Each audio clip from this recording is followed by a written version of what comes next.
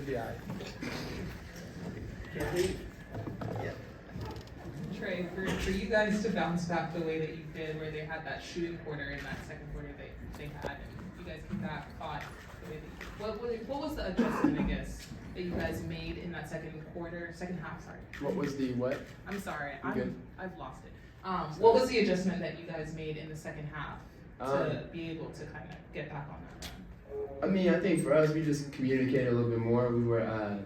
We had the right coverage and things like that early on, and we just weren't communicating the best that we could. And the second half, we just did that. We just picked up our energy, and picked up the physicality, and then just really talked a little bit more, and that was all we needed.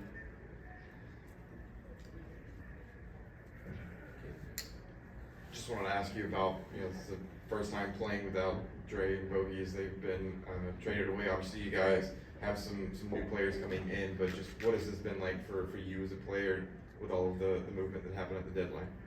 Yeah, I mean, it's never easy as a player going through the deadline, things like that, especially this year when nobody's safe. So it's tough because you have teammates that you build relationships with. You've had teammates that you built a close bond with. I mean, I touched both those guys. Bogey came back by the house to say bye to my son yesterday, and so it's things like those that people just don't really understand. It's like we really some of us are just teammates and things like that, and you kind of go through the motions and then you're still close. But then you have those few that are your brothers, and it really hits a little bit different. So. You always want them to succeed until you play them, and so that's all I can hope for those guys, those two. And I know we got some good players that are going to come in and adjust and make this their next home too. So, but it's never easy letting your brothers go. Trae, of course, Dyson is always known for his defense, but offensively he's been really doing good, and he had some assists tonight. Just what kind of pressure does he take off of you when he's able to get into moves like that offensively?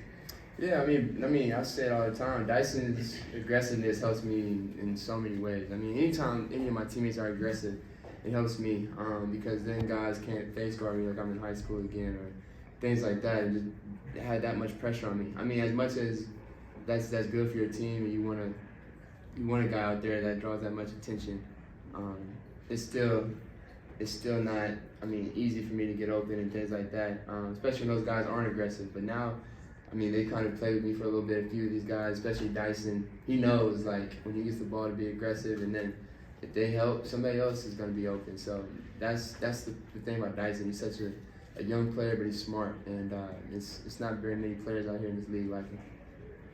Trae, a double-double for Mo and just 4 blocks as well. What has it been like for you to see his growth and his maturation? Yeah, Mo played a hell of a game today. He was a big reason why we won, probably the biggest reason why we won today. Some of those plays, those blocks, having a guy behind us that if we do get blown by helping or things like that or a bad closeout, you need somebody right there that can protect the rim or force a guard to take a tougher shot than maybe just a regular floater or a layup. So Mo did a hell of a job tonight just being a presence in the paint, making some big-time blocks and big-time momentum plays for us. So he was amazing tonight. You had that baseline steal on Gary Trent Jr. kind of late in the game. What did you see on that play, especially after that shot that you took before and you got back into time? What did you see to be able to do that? Yeah, I've been playing against Gary since I was in middle school, so I kind of know his bag a little bit. So Gary is a hell of a player, but I missed a shot on the other end, and I had to force up a 3, and just they got out in transition, and I needed to make a play, so. He kind of went at an angle, and I showed my hands, and then once he brought the ball in front of me, I just swiped down and got it. So it's part of it. Trae, the fans have been sticking in with this team from the good, the bad, the trades. What would your message be towards the fans? That's a great question. I don't know. The message towards the fans. For me, I'm gonna keep battling. So. If you really are a Hawk fan, I feel like you would keep battling with me and keep battling with this team. Because we ain't gonna give up. I promise you that. As up and down as this first half has been going, people don't understand when your name has been thrown around in trade rumors and how a locker room can be affected by that. So now that we're past that, we can really just focus on this future and what we have in this locker room right now.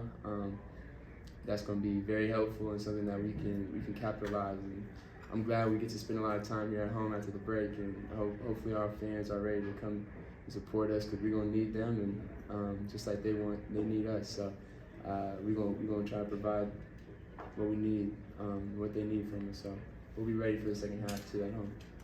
Thank you, Trae. Gotcha.